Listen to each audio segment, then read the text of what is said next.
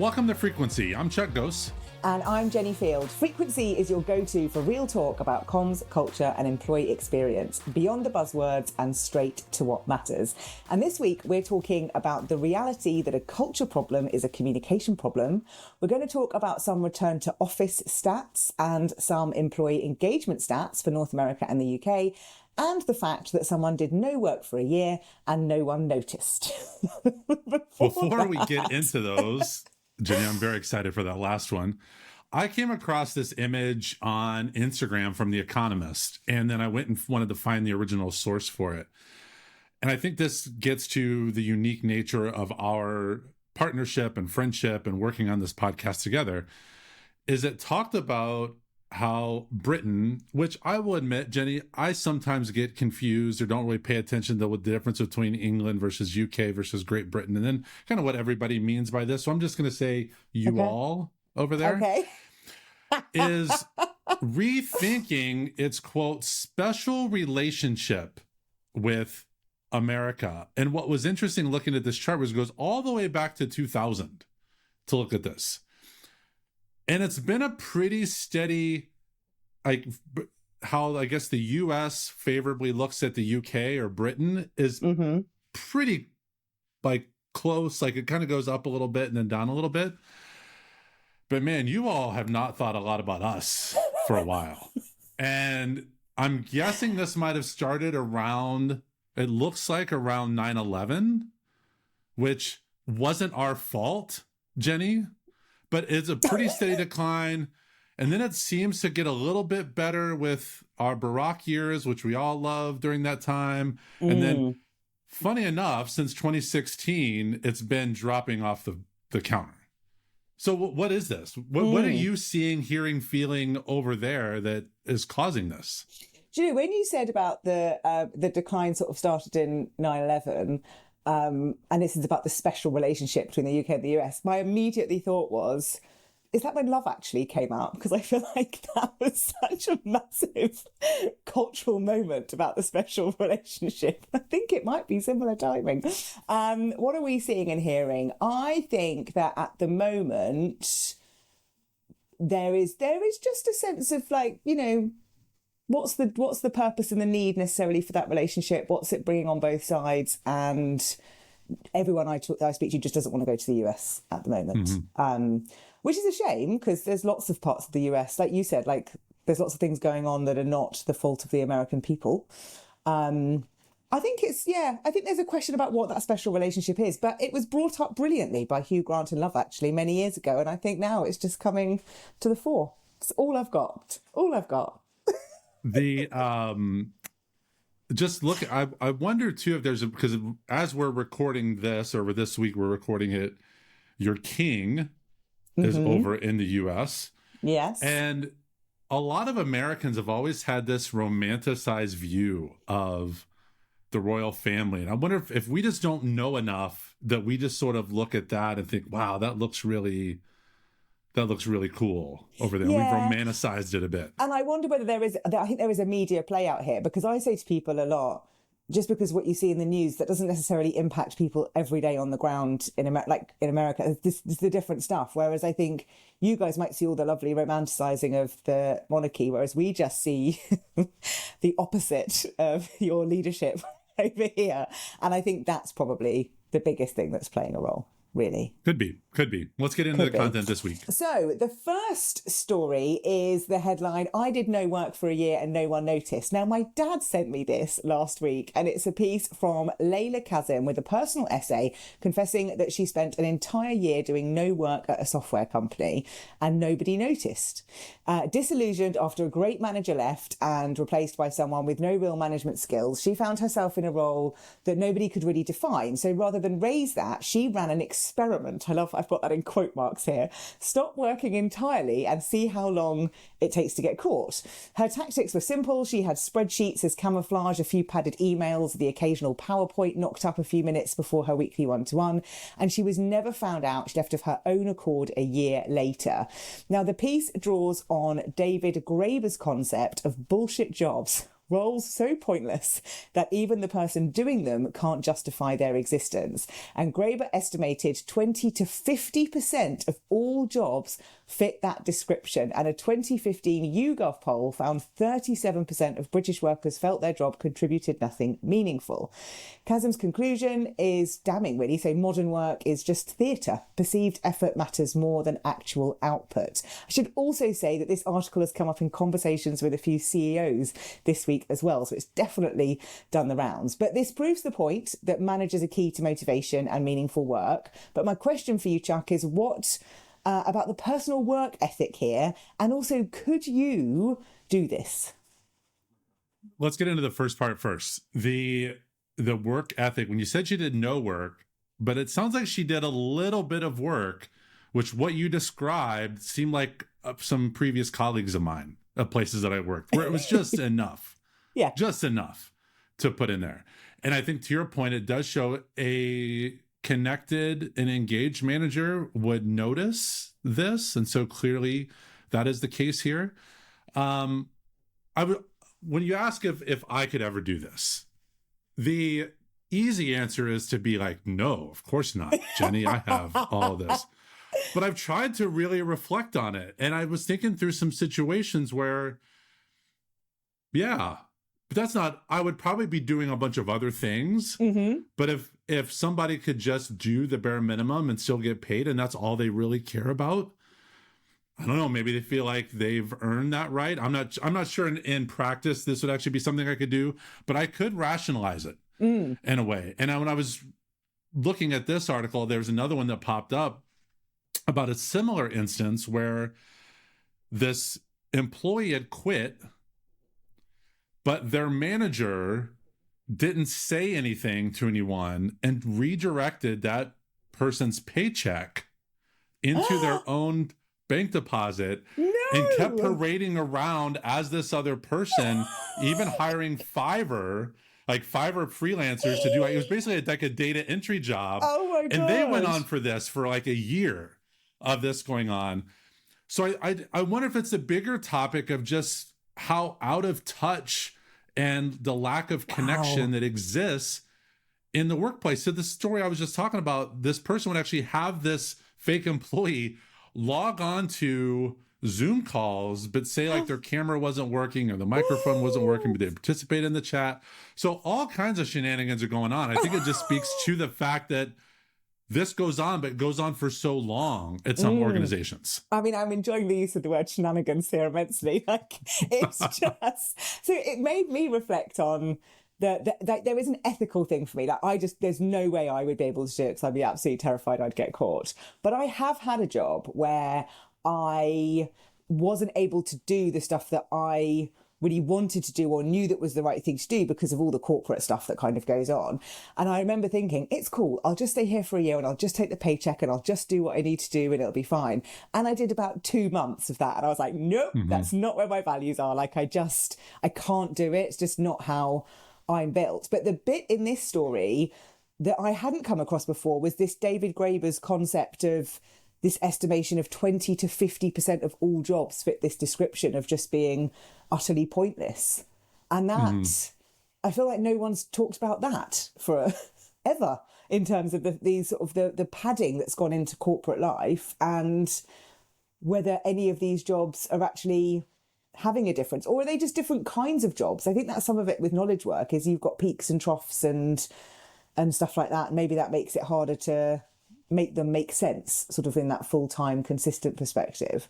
But I do think that the jobs have changed. Here. I do think that, but there's this other data point that I think is worth digging into as well, and it really speaks to the fact that so much of work that people do is theater. It is a little bit of performance to it, where 88% of remote workers say they actively go out of their way to look busy.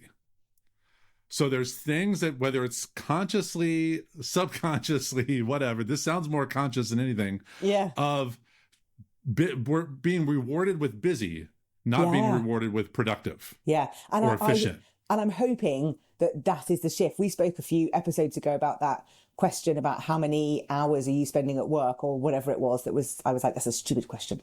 And it's that same thing of it's about the time, not the output. And I'm really hoping that does shift this year, which would be good. And the piece about meaningful work as well, this sort of lack of meaningful work keeps coming up. It's come up several times, I think, for us in recent episodes, which links me nicely into the next article, which is from Firstup, who have done some reports into employee engagement. So they've done a couple of reports looking at employee engagement. This was published in March 2026, surveyed over 3,000 employees across corporate, manager and hourly worker roles. And I looked at reports that you sent over, which was the UK one and North America. So in both of them, engagement scores look really healthy on paper, but they are really covering up this sort of significant and growing retention crisis that's going across the globe, I think. The core argument is that it's a communication failure, not a culture failure, and that seems to be kind of going through. So I thought it was worth sharing some of the data that's in both reports, and then what are the differences in UK versus North America. So in terms of both reports, we've got sort of consistent data saying that employees say they're engaged, but nearly half are planning to leave within 12 months. 60 to 76% have missed an important policy or procedural update despite receiving communications regularly. Managers are the most trusted source of information across all roles, but are overloaded and under-equipped to carry that responsibility. 70 to 77% of managers report challenges communicating effectively with their teams. Miscommunication causes stress for around 44% of employees on average across both regions. Around 1 in 4 employees say poor communication specifically makes them want to look for a new job. Frontline hourly workers are the most underserved by communication systems, and the top 3 things employees want beyond pay across every role is show me you care, improve communication and give me better tools. Now, when you look at this from the UK and the North America, it's not a huge difference, I don't think, in some of the stats. Some of them are a bit bigger, but not tons. So engagement is lower in the UK, but the intent to leave is higher. UK managers are even more overloaded. Not massive, 77% versus 70%. I don't think that's huge. UK workers miss more critical updates. It's not looking good for us over here. The trust gap in leadership is consistent but stark in both of them. So in the UK, only 11 to 19% of employees trust leadership as a communication source. In North America, that's 16 to 23%. The AI access gap is more severe in the UK, and Gen Z stress is called out specifically in the UK report as a problem. So what are your thoughts on these reports, the data, the insights that are coming out from Firstup?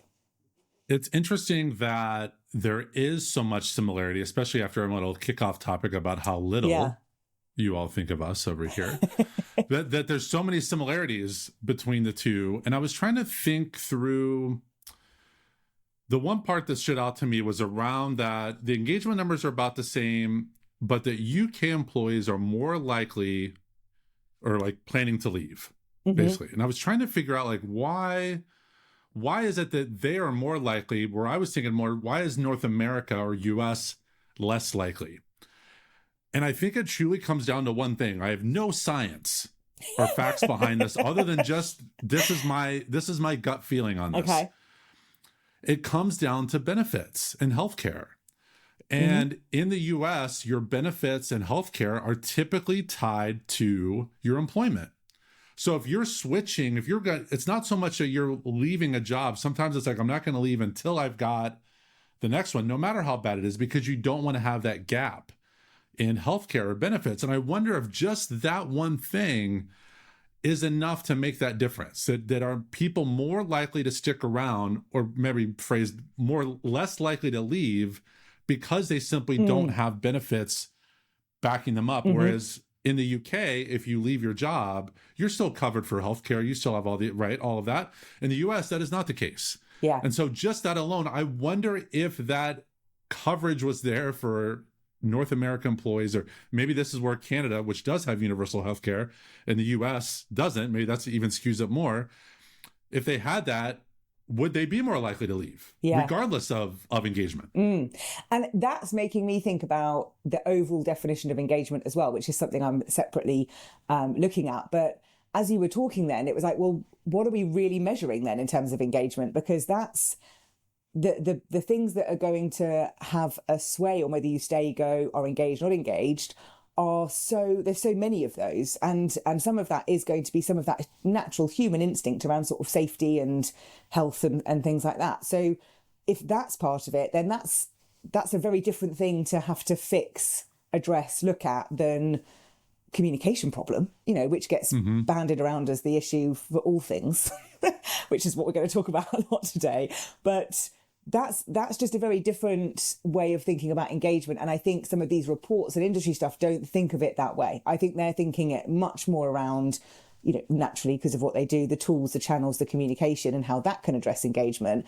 But you could put all the tools and channels in that you like. It's not going to fix the issue. If the issue is, I'm not going to have any healthcare, so I'm just going to stay here resentfully forevermore, you're never going to address that, really, if that's your reason for staying.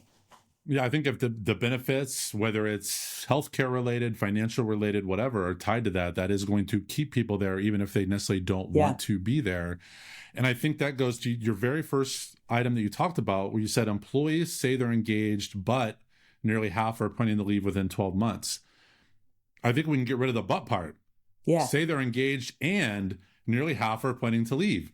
The engagement is not the sole indicator of people sticking around. No. You can be, and you see this all the time in these somewhat ridiculous LinkedIn posts where people like to throw out the word bittersweet and they're leaving one job to go to another job and all that.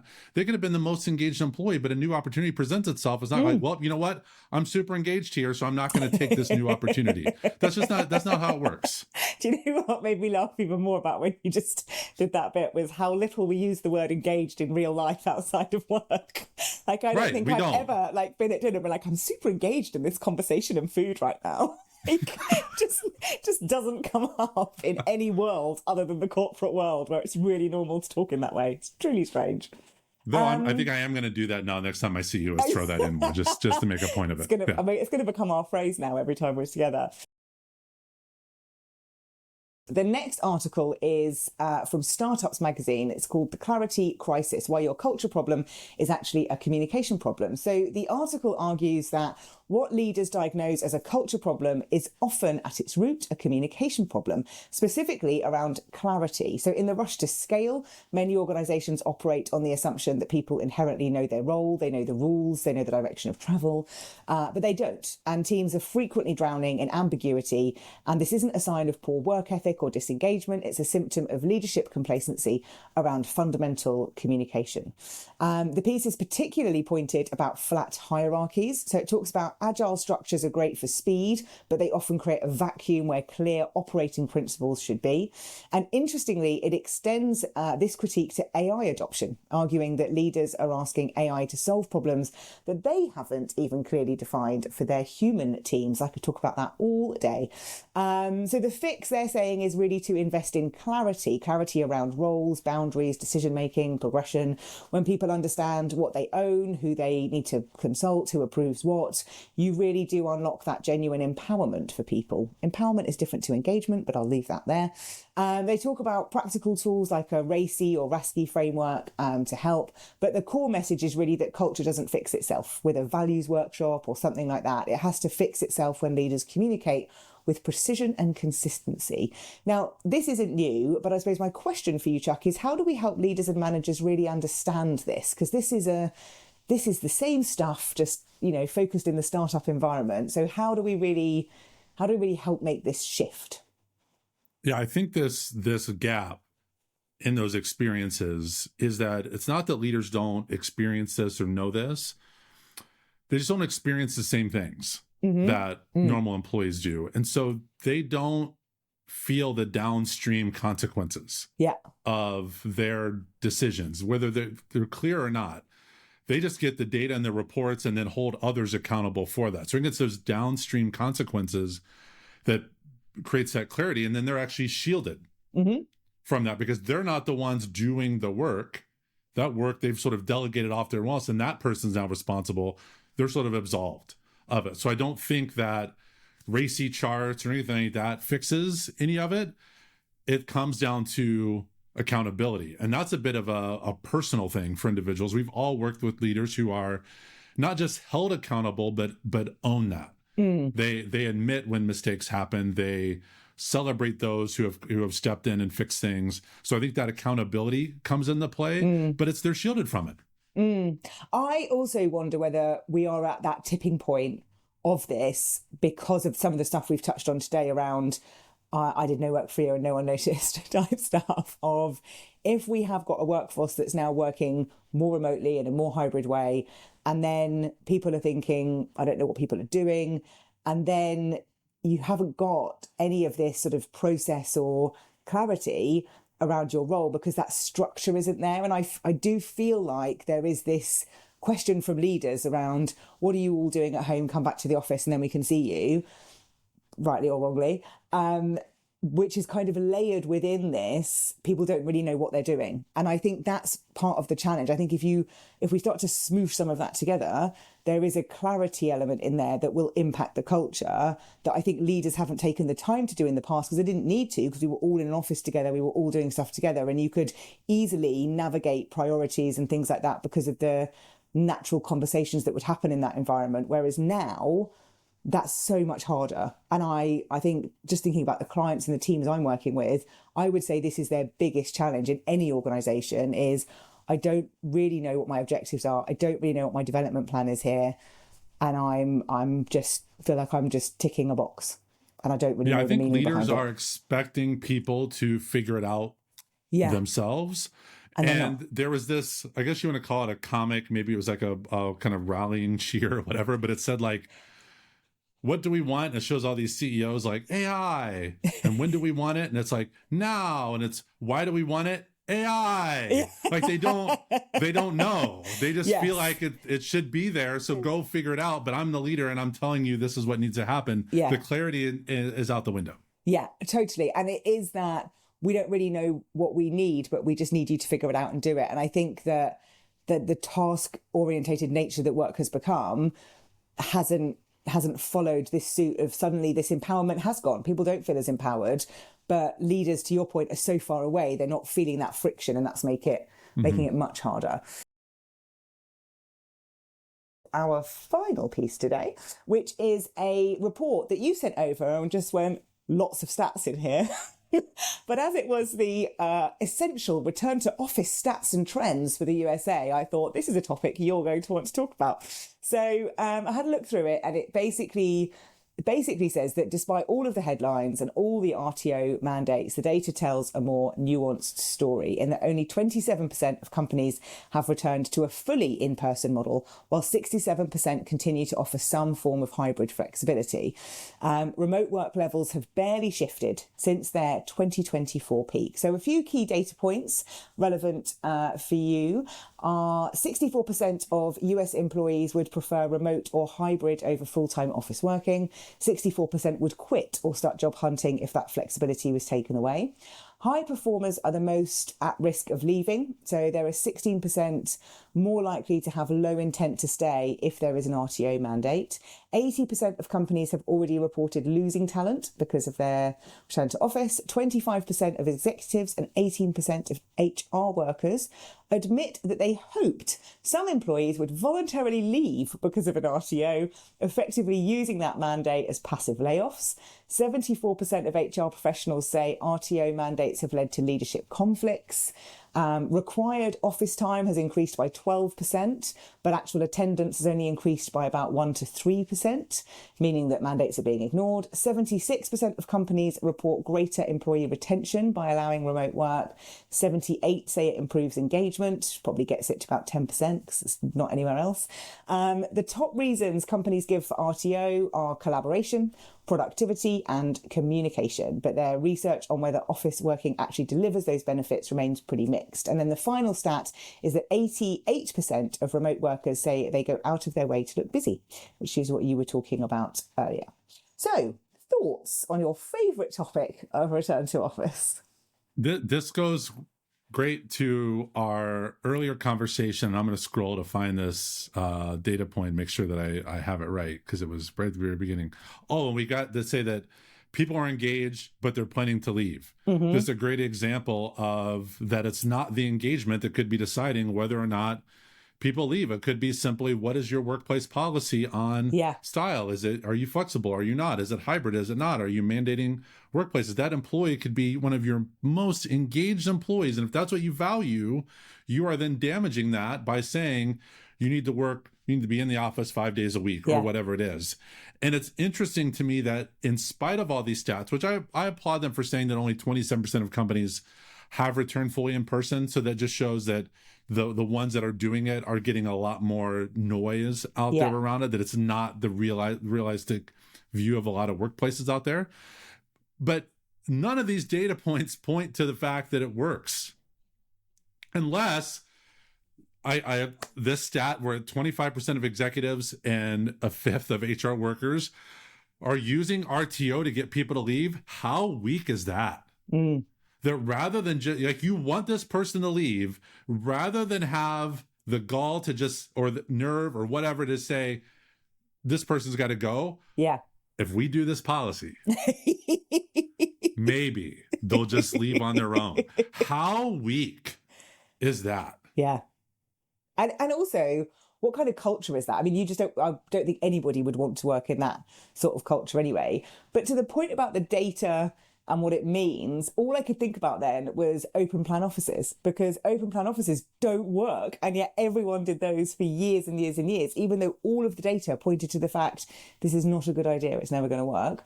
And they still did it. And that's how people worked for a really long time. So it's almost like the data doesn't help anybody make any decisions. It's almost, to your point several episodes ago, of this is about your lease, this is about a financial reason, this is nothing to do with collaboration or communication or productivity, it's about the financial investment in that building that you want people to come back to. I do still think hybrid is the way forward, and I think that's basically what this is saying, in that it's only really about a third that are going back for that fully in person. The majority are doing the hybrid. The issue that probably wasn't talked about much in this report that I see from friends, clients, all sorts, is the hybrid policies coming in, but that includes an RTO mandate. So even though it's saying you need to be in the office 3 days a week, that's being enforced. That's like, we haven't seen you tap in this week. So, you're in trouble. And that's a bigger risk, because this is almost implying that if you're doing hybrid, people are fine. They're having the time of their lives. This is all good. Whereas I think the reality is hybrid comes with some of these constraints that I don't think that messy middle is necessarily being looked at in enough detail about the impact that's having. Well, I think work comes with all kinds of constraints by the nature of it. But I think the challenge I would put to leaders out there who are setting up a hybrid work policy, but really wanted 5 days a week. Let's say that's what you really wanted, but you're actually pretty emotionally intelligent. You didn't want to lose engagement. You wanted your best people to stick around. You weren't doing this to try to get your people to leave. There's actually, you want people there, but it's not best for everyone. So let's do hybrid. Imagine if you created a workplace where people wanted to come in 5 days a week. Yeah. That should be the goal. Create that environment, create that culture where people want to come in. Then imagine what these data points would look like at that point. Yeah. Yeah, you're right. It's such a good flip, isn't it? And I wonder if you did an exercise with a leadership team to say, what would that look like? If this was an environment where people wanted to come, what would this office need to become or be like? And they probably don't know, because no one's asked that question. And I'm not sure that employees would know either. Do you know what I mean? It's a bit like the Henry Ford example of when you say to people what they want, they'd say a faster horse. They wouldn't have said a car. I don't know that people know what they want, but I would imagine there's some element of, cleanliness, tech that works, a decent environment that's not, broken chairs, all those sorts of things that I just think we've accepted a bit of sloppiness sometimes, I think, in places that, when you're at home and you've got those comforts, why would you then want to go somewhere else? So that's a really great question. And I think that is one that's going to stay with me in terms of what would this workplace need to look like if people wanted to come to it, this office? What would it look like? I was going to zip it, but then you brought up one of my least favorite quotes of all time, which is the Henry Ford. Oh, okay, thing. yeah. I hate that quote so much. I mean, it serves a purpose. I don't adore it, but it's not on my wall. Here's why I don't like that quote. it's assuming that people aren't creative, that they would have just wanted what they had, but just a little bit better. What if, imagine what this world would be like if we hadn't had cars the way they're built now. Like, we wouldn't have all this crazy pollution and all this other nonsense going on. Like, maybe they just said, hey, you know what, instead of a faster horse, let's build an airplane. Like, we don't know. So anyway, that's why I don't like that quote, because it's saying that people's simplistic thoughts. Yes. But I do think the point you raised about asking people, I think asking a leadership team, if they don't know, that says a lot. Mm-hmm. If they don't know, what would it take to bring people in? But let's say they did have some ideas, but let's then go to your employees, because in a lot of industries, there's not an option to not come in. Mm-hmm. If you're in manufacturing, you're in 5 days a week. If you're in healthcare, you're in 5 days a week. Retail, whatever, you're in there. What would it be? I would love to know from employees. What would a workplace be like where if you have the option to come in, you would want to come in 5 days a week? Is it something like, well, I don't want to be there from 8 to 5.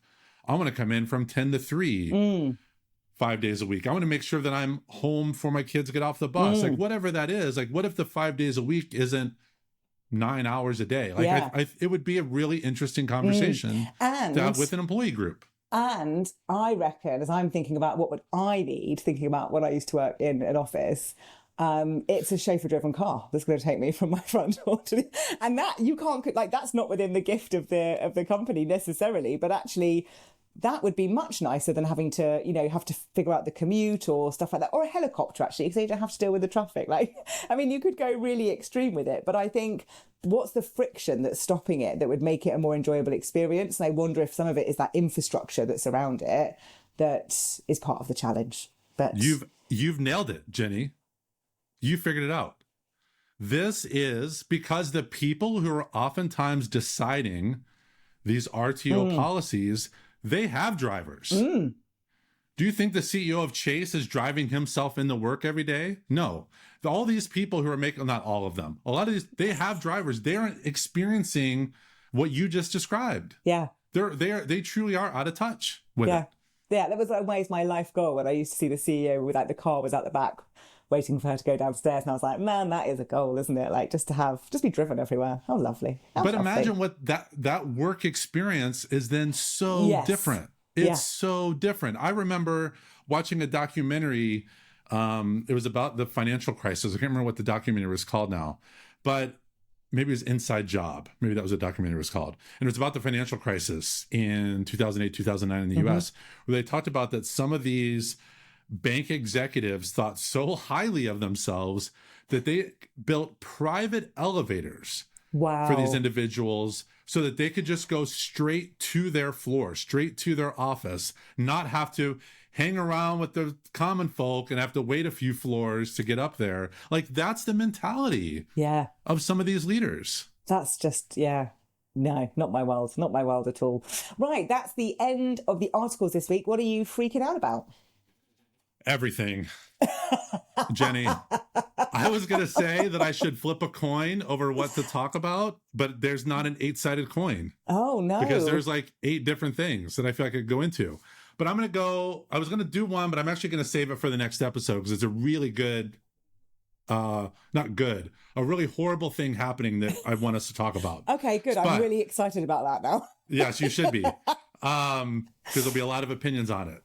I'm going to go back. We had a campfire discussion inside Ecology this weekend. It was about dashboards, which basically give people like, how are you telling the story? How are you telling the story through data? Who's asked, what's the pull? What's the push of dashboards? Hopefully a really helpful conversation to people that were in there. But there was one thing a member said that I couldn't let go. And for those listening, and if you're in the world of internal comms, I want you to really think about this. This person said, and I'm not going to say who, because anyway, she said, well, internal comms doesn't drive revenue, so ... and went on this big, long story. I'm minimizing her long story. It was a lot. She made a lot of great points around what internal comms should be doing. But I came back to this point around, like, do we really believe that internal comms doesn't drive revenue? Do we really believe that? I believe that it does. I believe that great internal comms does drive revenue. But if there are people out there that don't, no wonder we're minimizing our efforts. So it's got me spinning a bit of thinking like, this is going to be a new thing I'm going to be challenging communicators on, is showing like the work that you're doing, connecting it to driving revenue, because that's what leaders care about. Yeah. And you made me think about the value of internal comms report that we talked about, that Dr. Kevin Ruck and I wrote, which talks about the value ladder and how it can actually prove the value it brings in that commercial way. So let's send her a copy of that report, because that might be helpful if she's looking at how to prove the value.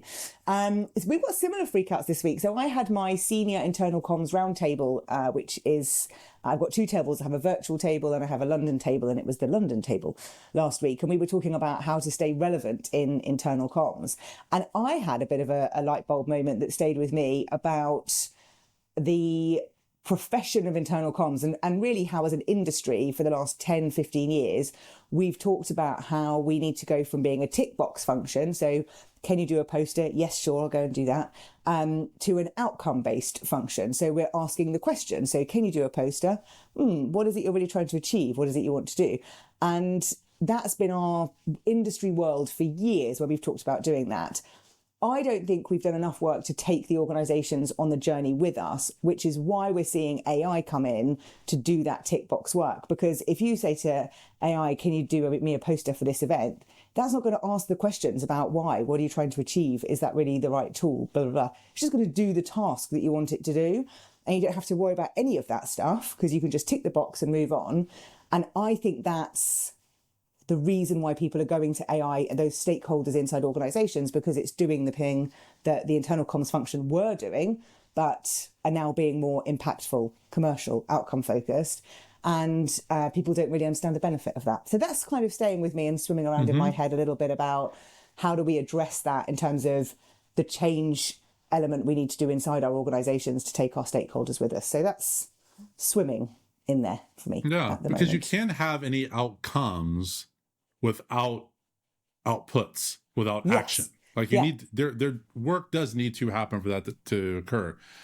But yeah, it's in a similar vein of how are we connecting the work that comms is doing to the big top level items that leaders truly care about. Is it revenue? Is it retention? Is it stock price? Is it safety? Whatever it is, whatever those items are, we need to make very clear connections. And what's so interesting to me on this conversation was somebody's like, well, I know I'm contributing to it, but I don't really know the impact that it's having on that, but it's driving it. And I'm like, well, if you're not taking credit for it, somebody else is. Yeah. Somebody else is glad to take credit for the work that your stuff is contributing. So I do think there's this connection that needs to happen. And whether that's through a dashboard approach or something, we've got to do a much better job of aligning and demonstrating that connection between what we do to those company goals on a daily, weekly, monthly, quarterly, annual basis. Yeah, 100%. Oh, we could talk about this even more, but I'm aware we've come to the end of this week. So thank you for joining us this week. All of the articles that have inspired this conversation are in the show notes. And please don't forget to rate and review after you've listened. Subscribe as well so that you don't miss another episode. And if you've got a friend, relative, colleague who you think might want to listen or watch, please make sure you share it with them as well. Thank you to Poet Ali for contributing the music to the show. And we're back every Monday with more news, insights and opinions about everything comms and leadership in workplaces today. So keep tuning in and turning up.